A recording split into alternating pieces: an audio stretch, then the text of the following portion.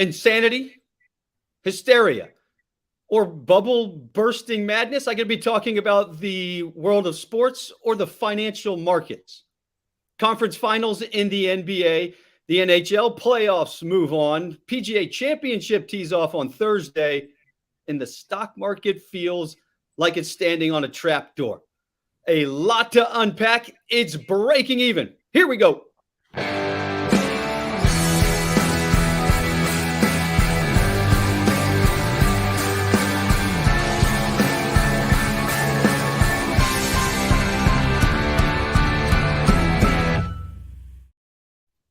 Hello, everyone. Welcome to another live episode of Breaking Even. I am Ned Michaels, joined by a jacked up Jonathan Coachman, and really who could only be described as a giddy guy, Adami, after his Rangers win in Game 7. If you're brand new to Breaking Even, we like to bring the world of sports and marry it together with the world of finance.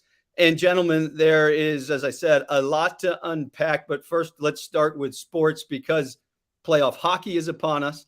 We're into the conference finals of the NBA. Major in the world of golf tees off. But I want to start with the fact that there were seven Game 7s over the weekend. We saw 2 in the NBA and 5 in the NHL. Coach, your thoughts? There is nothing better. And I'll be honest with you. I thought that you and I would be doing the show alone this week because I was all the way across the country and I heard Guy screaming when the puck went into the net for the New York Rangers. So I was like, there's no way he's going to be ready on Tuesday. But look who's here because he's a professional. I'm riding that high that was Sunday night's Game 7. I told you and Ned the experience that I felt. I will not share it with the audience. Proper decorum prohibits me from saying it. But as you know, both of you know, and I'm sure the audience knows, the 2 greatest words in sports are, in fact, Game 7. Come on. Keep talking. Game 7.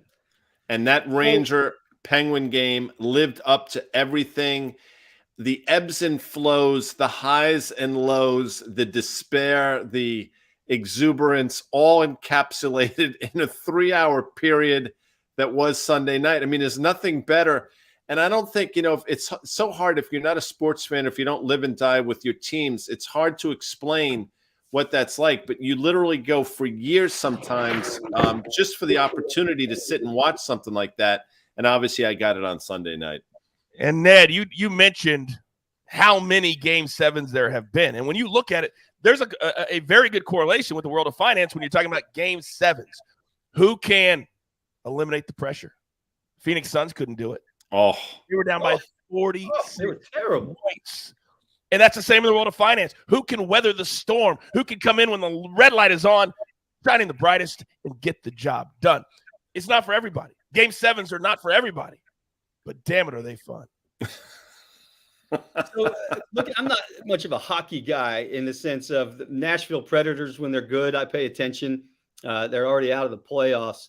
So I want you to handicap some of these next matchups for us, Coach and Guy, because they're pretty interesting.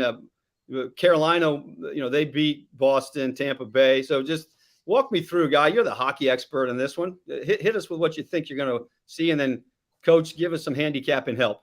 I'm no hockey expert, but I'll say this. I think the best player ever to lace a pair of skates, and I know people are going to at me, going to say, how can you Wayne Gretzky, Gordie Howe, Yager? I mean, they can rattle off names, but I'm telling you right now, Connor McDavid does things on the ice that are just defies logic. So Connor McDavid in Edmonton, I think that team's got a real shot. They're what we call in the business a live dog, because I don't think a lot of people gave them a chance. But Edmonton's playing some really good hockey. And here on the East, as much as I'd like to think the Rangers are going to emerge victorious, Carolina really has their number. They don't match up particularly well.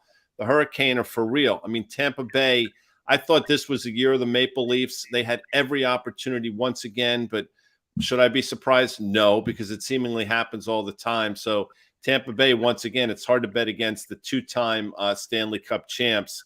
And on the flip side of that coin, I will tell you, Colorado just does some crazy stuff, and the guys on that team are just ridiculous. So those are the teams that I think have real shots. I'd love to say my Rangers are in the mix. And listen, I'm going to be rooting for them, but I think the clock strikes 12, as they say, in this Ranger-Carolina series for the Rangers. All right, let me just say this. Let me jump in because I hear everything this guy's talking about. But we need to talk about dollars and cents. We need to talk about what are the odds and what are the best bets. So I'm going to give you a best bet right now. And it's from our guy, Johnny Bowman. He used to be an executive with the Toronto Blue Jays. He's amazing at picking baseball, but also hockey. So sometimes to move the line around, Ned, because we're here to educate and entertain, correct? So Avalanche Blues, I'm going to give you a bet right now. Blues plus 2.5 games, minus 150. Meaning all they have to do is win 2 games in the series, and we cash that ticket.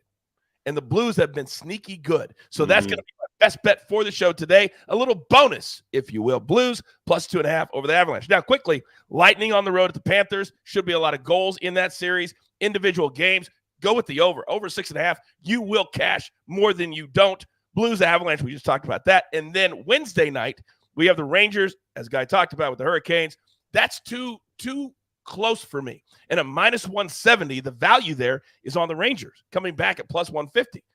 And then the Oilers and the Flames, I'm not touching that. Calgary's been very, very good. But that's kind of a very quick overview from a betting perspective. I like that Avalanche pick because having watched them play the Preds were not a bad hockey team, Guy Right. Adami. They weren't a great hockey team, but they were not a bad hockey team. They didn't get deserved to be swept out of Bridgestone Arena. This Avalanche team is big. They're strong, but most importantly, they are extremely fast. And all I got to do, Coach, on that bet is have the Av win 2 games. 2 games. That's it. That's it. Because they're a severe underdog. Because the Avalanche, for a lot of people, are the favorites to win it all. Mm-hmm. Favorites to win it all. So you're manipulating the number, which a lot of people don't understand it, or they're scared to do it. But you don't have to look at the number for the series and say that's all it is. There's so many other ways to do it. Guy, you have any special bets that you'd like to see out of all of that? There's just one for your pick. I love what Coach is doing with the Blues. Win 2 games, you win the bet. And listen, St. Louis has played well all year. They have Pavel Buchnevich, who they robbed from the New York Rangers. He had a magical season for them. I just like saying the name. Yeah, you do. Buchnevich. I'll give you $100, Ned, if you can spell that name right here on the spot. No, I'm not. I need to buy a couple of vowels, Pat. I want to talk about golf. Can we talk about golf, please? Please. I've got notes everywhere for golf. I was on the course yesterday.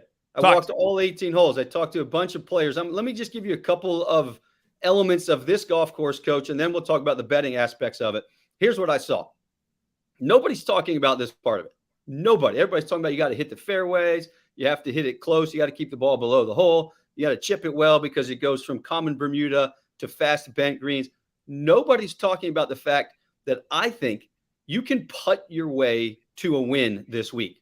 The greens are pure, absolutely pure. And they're the kind of greens that they're not going to get too fast. The head superintendent has said if they get above an 11, they lose too many hole locations. So you know they're going to be just right. They're going to be perfect holing speed. And if you get somebody who starts feeling it with the flat blade, I'm telling you, you can putt yourself to winning this PGA Championship, Coach. All right, well, you better be hitting your iron shots good as well because you can't make putts if you're not hitting greens. So I would go with really good players who play well in the wind and really good putters. To me, you marry those 2 things together, you're talking about Jordan Spieth. You're talking about Joaquin Niemann. You're talking about Justin Thomas, guys that can manipulate how high they hit the ball, how low they hit the ball, and then also great putters.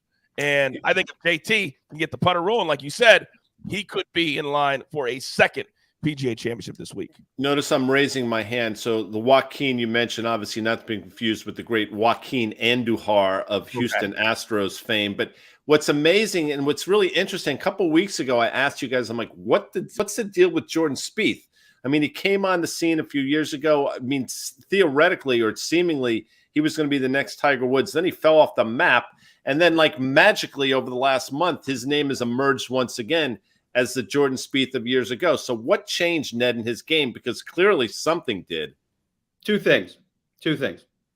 He cracked the face on his driver at the Players' Championship, and he spent months trying to figure out how to get the right spin on it.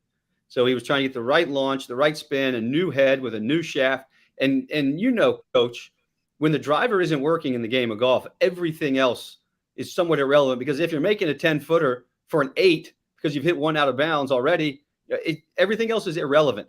So, and Guy, he's finally matched up the head of the driver to the shaft. He's got his spin and his launch exactly where he wants it. And so from there, the confidence just starts to build on itself, Coach. Well, here's the thing, because with all the Phil Mickelson talk, with all the Tiger Woods talk, we are lost in the fact that Jordan Spieth has a chance to do what just a handful of guys have ever done, and that is win the career Grand Slam. And he has the opportunity to do that this week. I think his game is right where it needs to be. We're watching him do that weird warm-up thing where he's changed his swing like so many players do. For some reason, you have it great. They say, well, I got to fix it and tinker with it. Makes no sense to me. But he's now got it back where it needs to be. I almost picked him to win this week, but I just think sometimes we've seen it with Rory, we've seen it with Jordan. When you get a chance to win the career Grand Slam, you start to put too much pressure on yourself. So I don't think he can win, because if he gets to Sunday, he says, wait a second, I'm in the mix.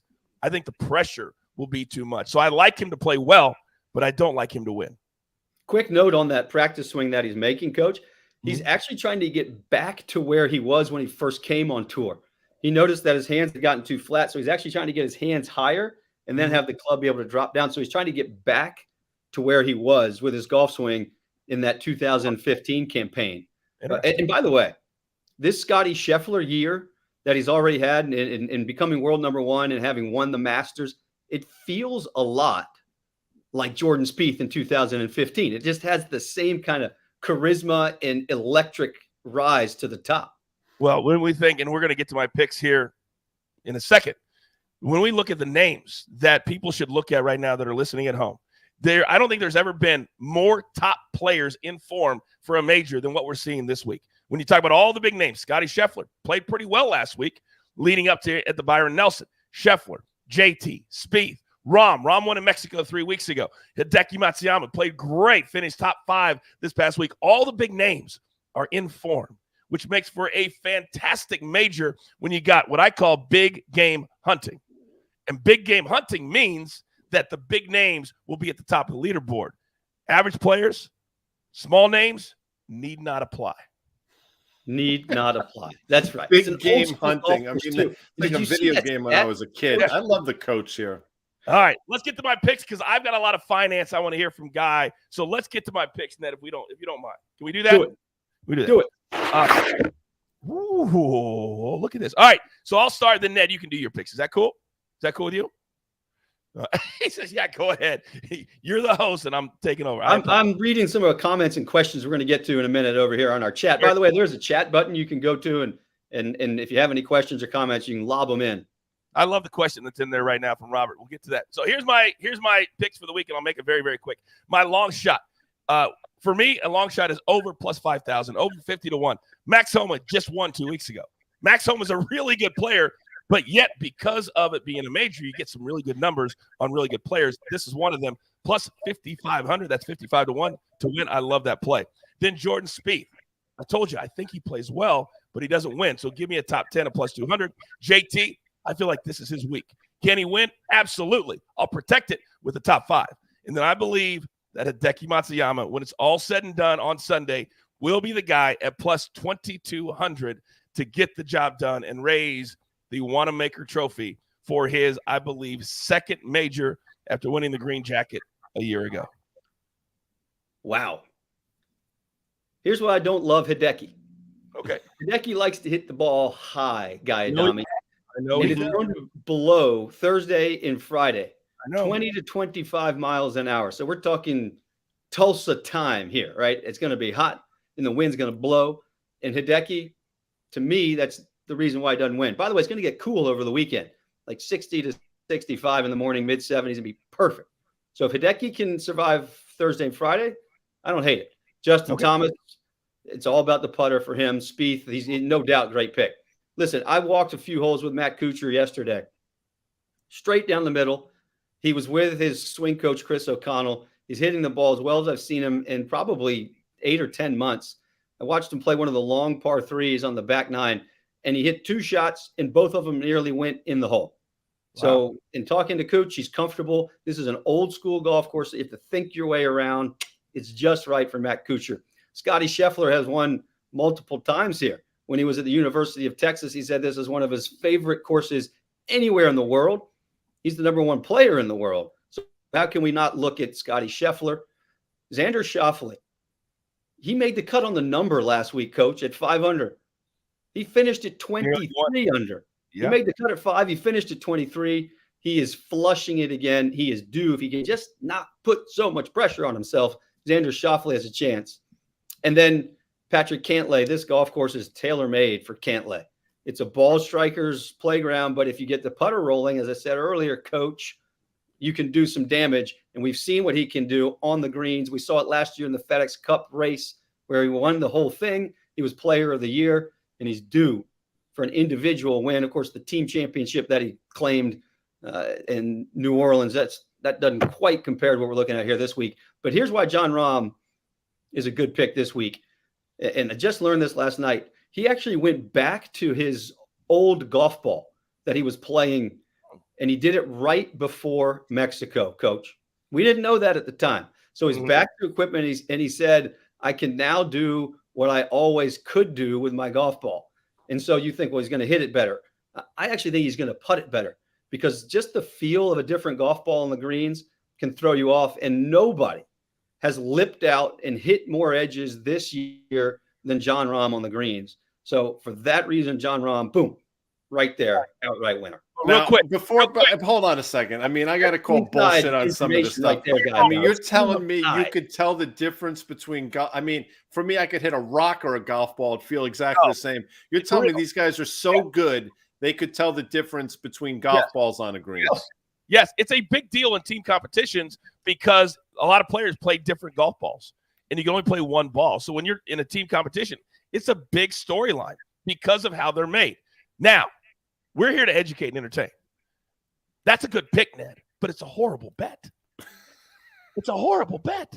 And I'm telling you why. If you have somebody place bets on both of those guys to win, you've now effectively taken horrible odds already in a golf tournament. Plus 1,100 is awful. You should never bet that.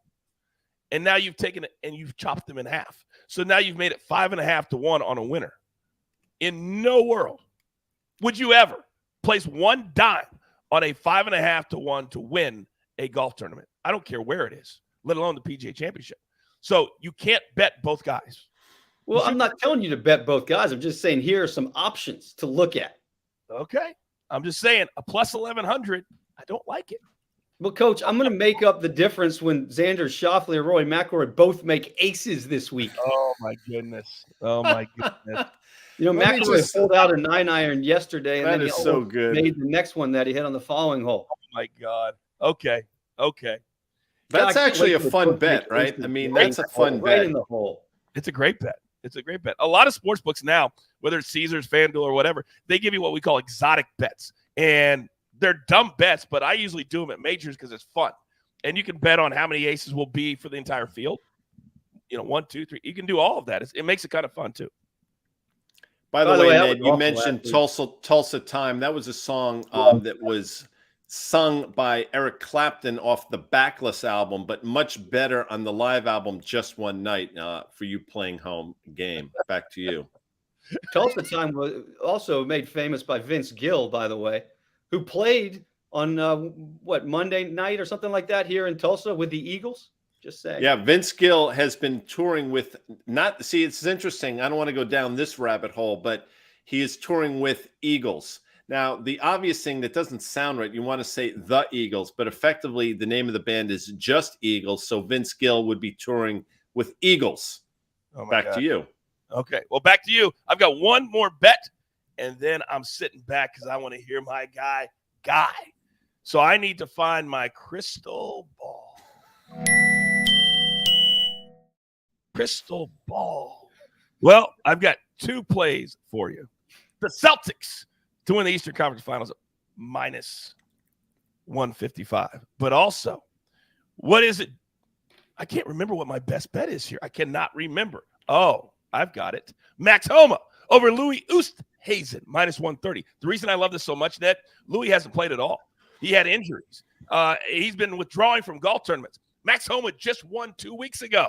There's a good chance Louis won't make it through round 1, let alone 2 days. So give me Max Homa, who's in form. He also said on Monday that after 9 holes, he knew that Southern Hills was one of the best golf courses he's ever played. He loves it. And you know a player has to love it to play well. I love this best bet. Everybody at home, you're welcome. I'm done. Guy, the floor is yours. That is a great bet. I watched Louis play a few holes yesterday. He was playing with Stuart Sink and Brooks Koepka. Oh. Louis smoked a couple of drivers. Koepka hit 3-wood past Louis' driver. Stuart Sink hit driver 100 past Louis' driver. 100 yards. I love your bet. I'm not sure Louis is totally healthy. Hey, before we get to the markets, I do want to answer one question over here. Robert Naylor. If making the cut at Augusta was a win for Tiger, what makes a win for Tiger this week? Does it have to be a top 20 finish? I think it's the same, Ned, don't you? I think it's, yeah, I agree. Totally agree. If he makes the cut, that's a huge win for him.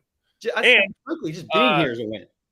I agree. But he did tell Todd Lewis that he feels so much better. He's so much stronger than he was at the Masters. So I can't wait to see how much stronger the leg is. But all reports are that he is hitting the ball great. If he were a stock, I would be buying calls, Guy Adami. By the way, I have puts on Apple, and they've been paying off a little bit. You should have bought my puts when I tried to sell them to you, Coach. I will never in my life buy anything that's called puts because I'm so tired of hearing that. You love puts.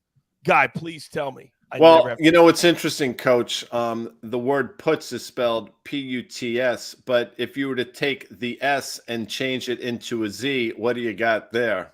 Putts.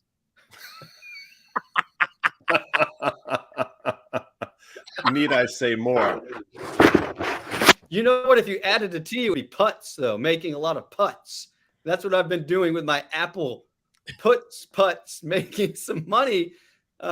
Let's start there. Apple. Well, let's start with Apple if you want to play our reindeer games. And I know both you and the coach are a fan of breaking even with Ned Michaels. And as I've been mentioning literally for months, Ned, I thought Apple would trade down to the October low of 138. And I've been saying that literally for weeks, if not longer. Well, lo and behold, on Thursday of last week, Apple traded down to, wait for it, please, 138.80. And in my world, as they say, that's close enough for government work. So that call proved to be prescient. And I hope when you own those puts, as you watched Apple get down to those levels, you said to yourself, I remember G Swizz saying 138 is the level. Maybe it's time for me to sort of take some money off the table. Because if you, in fact, did that, Ned, you traded exquisitely.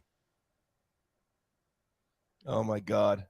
I sold them all. I sold them all, Guy, except for one. I kept one that I had that was a long way out. That was big time in the money. And I just thought, just in case it goes down a little bit beyond this 138 mark, I already got enough profit in that built in that I can just kind of hang for a minute. So any chance that it goes back to that 138 or even lower, or do you think now we're going the other direction? So Jacob is a genius, by the way. As we're talking about the Apple, he pulled up this chart. And if you will look, you'll see that high we made of about 182. We traded down to this 138 level. So a 50% retracement of that move that I've just outlined gets you to about 160. So I think there's a chance that Apple makes it back to 160. If in fact that happens, I think you reinstate that put position again. This time, by the way, if I'm correct, 138 will not be the floor. There's a chance that it gets down into the 115 to 120 level. But I think now you have to be patient. Now the worm is turned. The stock did what it needed to do on the downside in the short term.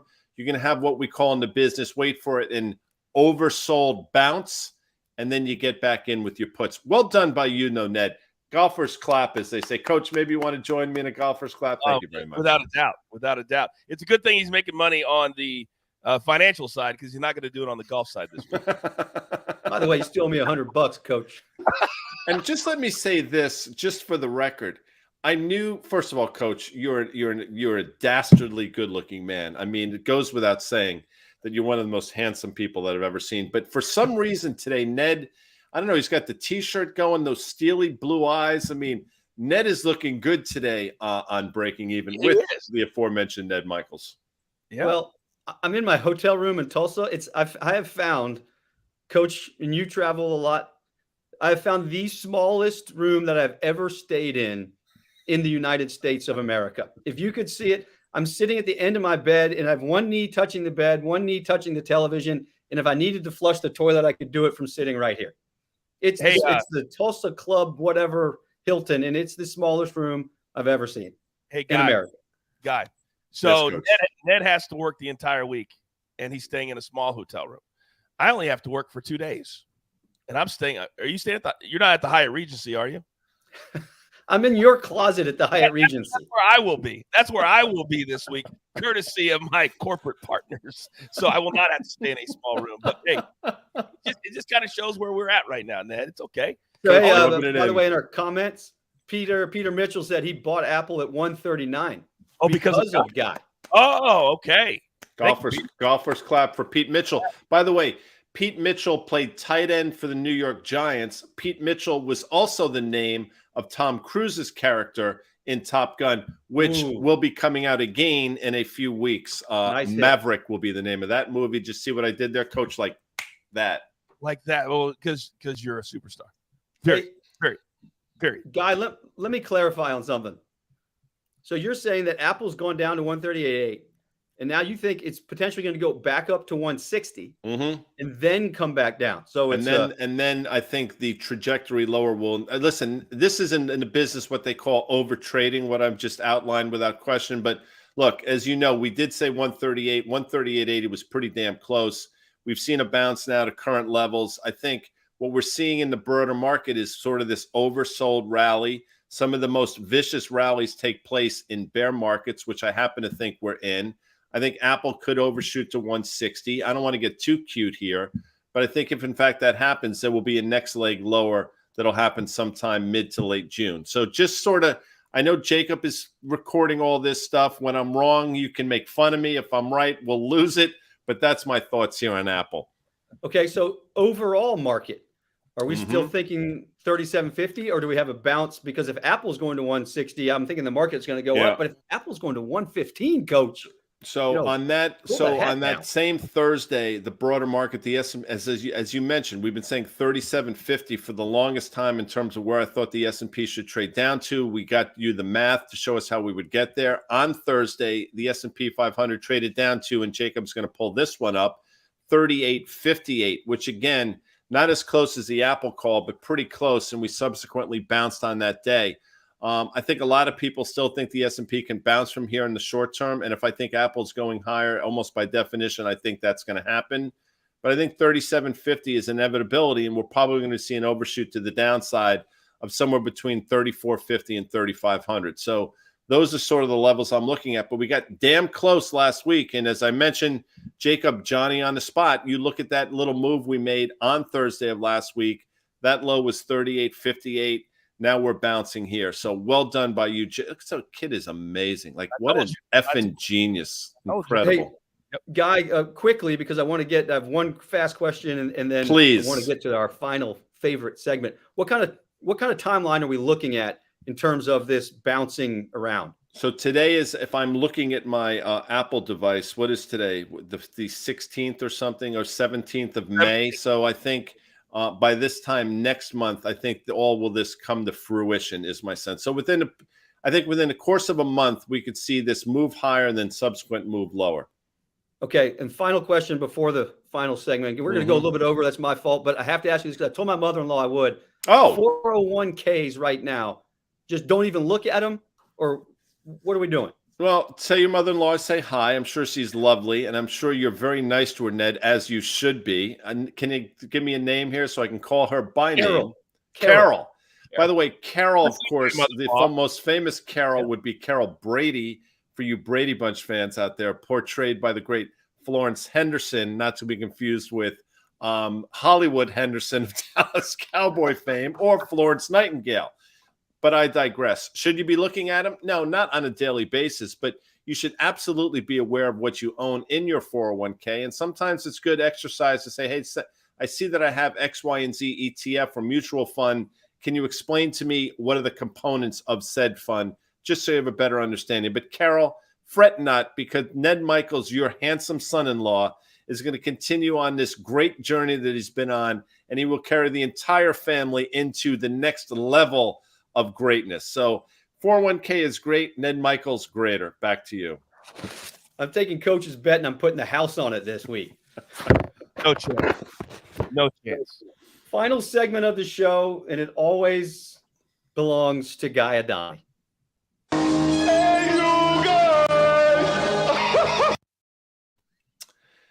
It disturbs me every time. Now, you notice I start off somewhat calm, and I'll get more and more exercise. But, Coach, I know you know who this person is, but I'm just going to rattle off a few statistics because I think this is important. This gentleman is a 12-time NBA All-Star. He was the MVP of the 2013 All-Star Game. He's a 4-time NBA All-First Team, which is a great accomplishment. 5-time Second Team. 7-time NBA Defensive First Team. 2-time NBA Defensive Second Team. The Rookie of the Year in 2006. Rookie First Team 2006. NBA Assist Leader 5 times on the 75th anniversary team. His name, as you know, is Chris Paul. Chris Paul is a first ballot Hall of Famer, without question. And the fact that guys in the league and some of these commentators are dogging him makes my head explode. I tell you what, if you have 1/8 the career of Chris Paul in whatever you're doing, you're way ahead of the game. And I got to tell you something. The guys that are casting aspersions against said Chris Paul should be banished from the game. Back to you, Coach. I didn't have an issue with it. I did not have an issue with it. Now, did some of them go too far, like Patrick Beverley? Okay, I'll give you that. But if you want to talk about all those stats that you just laid out, the one stat, Guy, that you have to say at the end of it if you're going to be an all-time great. NBA champion. You're damn right. You're damn right. And you can say that about Chris Paul. No, I can't. There is a door that has to be open for constructive criticism. Not what Patrick Beverley did, although he earned himself a contract with ESPN yesterday. I can guarantee you that. But you've got to put him in a separate category because he's had a great career, yes. But he's like the Dan Marino of the NBA. Great, all kinds of stats, awards, no titles. And that has to be said. Like that's what we do on commercial break. We do is that what happens? I mean, what'd you say, Ned? I said, did you just call Chris Paul Colin Montgomery? No. Basically, because Colin Montgomery never won a major. He never won a world championship. Oh, well, I like to make references to other sports so I can really get people to wrap their head around it. So a lot of people don't know who Colin Montgomery is. And to your point. I'm kidding. I'm completely kidding. We've already gone overtime. Sue us. I'm going to get in touch with you. Gentlemen, by the way, Carol, I hope you enjoyed the show. I hope your son-in-law is nice to you. Coach, handsome man, enjoy that Grand Hyatt while Ned is in the closet somewhere in Tulsa. And Jacob continues to be just a star in the production end of things. I love it. Breaking even. We're out of here. See you next week.